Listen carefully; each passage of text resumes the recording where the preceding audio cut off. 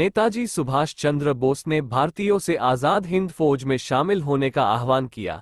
सभी पृष्ठभूमियों से भारतीय उनकी सेना में शामिल हुए। दर्शकों का इस चैनल पर एक बार फिर से स्वागत है। इस एपिसोड में हम बात करेंगे जय हिंद का नारा देने वाले शख्स आबिद हसन सपाहाना के बारे में।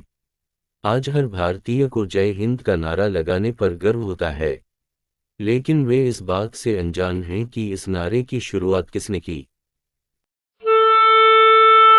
आबिद हसन का जन्म 11 अप्रैल 1911 को हैदराबाद के एक कुलीन परिवार में हुआ था।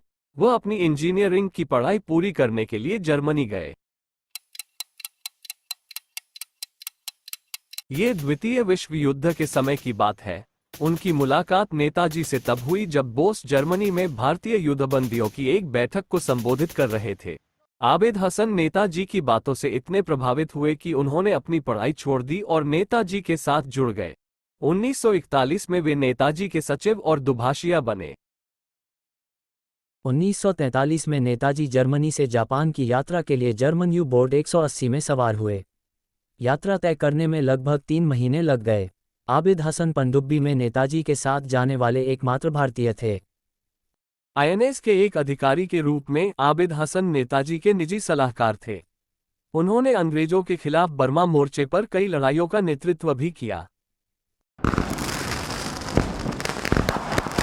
जब नेताजी सेना में एकरूपता का संबोधन चाहते थे तो उन्होंने आबिद हसन से समाधान निकालने का अनुरोध किया। आबिद हसन ने जय हिंद का नारा दिया। 1943 में नेताजी रविंद्रनाथ टैगोर के जन गण मन का हिंदी में अनुवाद करना चाहते थे। आबिद हसन को इसका अनुवाद करने का काम सौंपा गया। आबिद हसन ने मुमताज हसन और जे.आर. बोस के साथ मिलकर अनुवाद पूरा किया।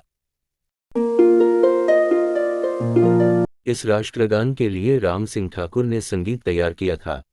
यह गान सेना के मार्च के दौरान उसके लिए बजाया गया था। अगस्त 1945 में जब नेताजी ने सिंगापुर से टोक्यो के लिए उड़ान भरी तो आबिद उन कुछ लोगों में से थे जो बोस की अंतिम उड़ान में उनके साथ जाने वाले थे। वियतनाम के साइगोन में आबिद हुसैन को कुछ अत्यावश्यकता के कारण रुकना पड़ा।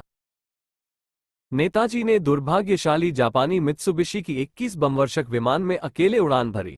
1945 में आबिद और आईएनए के कुछ अन्य अधिकारियों से अंग्रेजों ने पूछताछ की। अंग्रेज बोस और उनकी योजनाओं के बारे में कोई जानकारी नहीं उगलवा सके। 1946 में अंग्रेजों ने आबिद हसन को रिहा कर दिया। भारतीय स्वतंत्रता के बाद आबिद 1948 में भारतीय विदेश सेवा में शामिल हो गए। वो 1969 में डेनमार्क में राजदूत के रूप में सेवानिवृत्त हुए और हैदराबाद में रहे। 1984 में 73 वर्ष की आयु में उनका निधन हो गया। इस एपिसोड को देखने के लिए धन्यवाद। भारतीय इतिहास की अज्ञात और भूली हुई कहानियों को जानने के लिए इस चैनल को सब्सक्राइब करें।